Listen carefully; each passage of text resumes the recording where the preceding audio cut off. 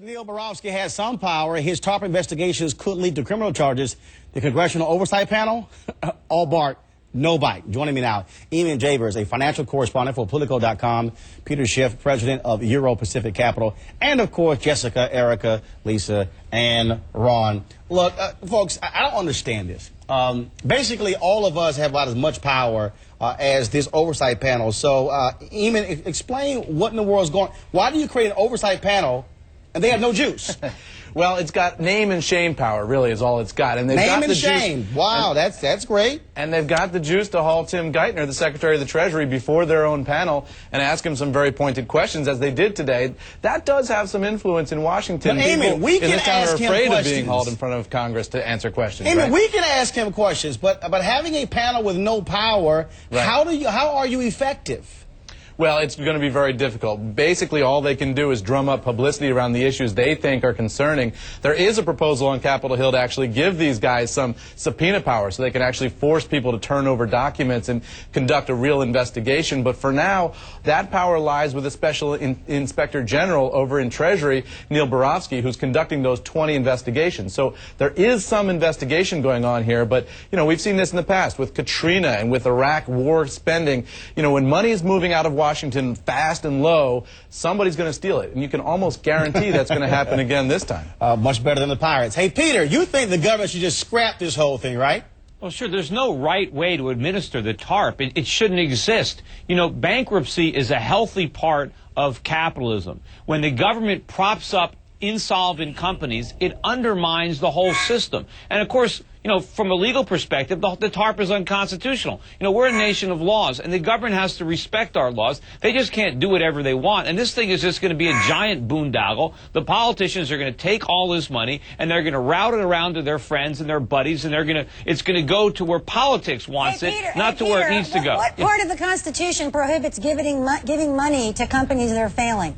Well, remember, the way our Constitution is written, the government only has the authority to do what the Constitution says it can do. Yeah. And there's nothing in the Constitution that gives the U.S. government the right to bail out private companies, so because there's to no buy specific stock provision, in private companies. we have to just accept another Great Depression, potentially? No, they're going to cause another Great Depression. Look, if we would have abided by our Constitution, we never would have had the bubble. And so it wouldn't have had to burst. But now that it's burst, we need to deal with the consequences. We can't keep sweeping them under the rug. Peter, the Commerce Clause of the United States Constitution allows for the regulation of interstate commerce. I understand you object to this as a policy, and that's fine, but we went through this during the Roosevelt administration, where they engaged in exactly the same sort of deficit spending, exactly the same type of bailouts. No. It's perfecly constitutional. No, it's not constitutional. It's a bad policy. No.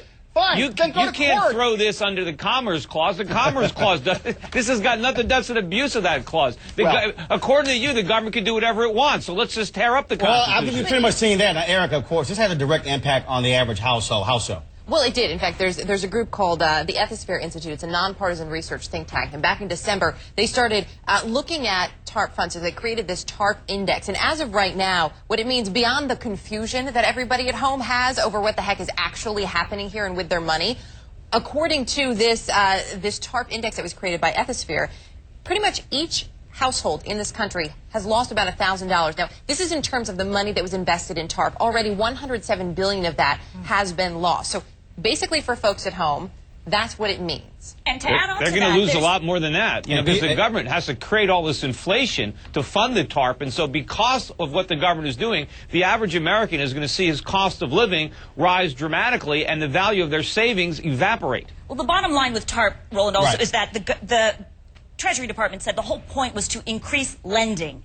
And today, Geithner said, frankly, it's been a mixed bag. We haven't seen great results. So the very purpose of TARP has not been realized. Eamon, final comment. Eamon? Well, the Obama administration is in sort of exquisite political agony here because it looks like the results of these stress tests are going to come in later in this month or early next month. And it might be that some of these banks need even more money going forward. And there's already so much controversy over this TARP that it's going to be very, very difficult for them to finesse that. That's going to be the next political challenge ahead for the Obama folks. More money. Great. Eamon and Peter, thanks so much. We certainly appreciate it. Get out your checkbook. There you go, panel. Hold tight 1 second. Folks, good student, clean record, bright future. But the Boston police...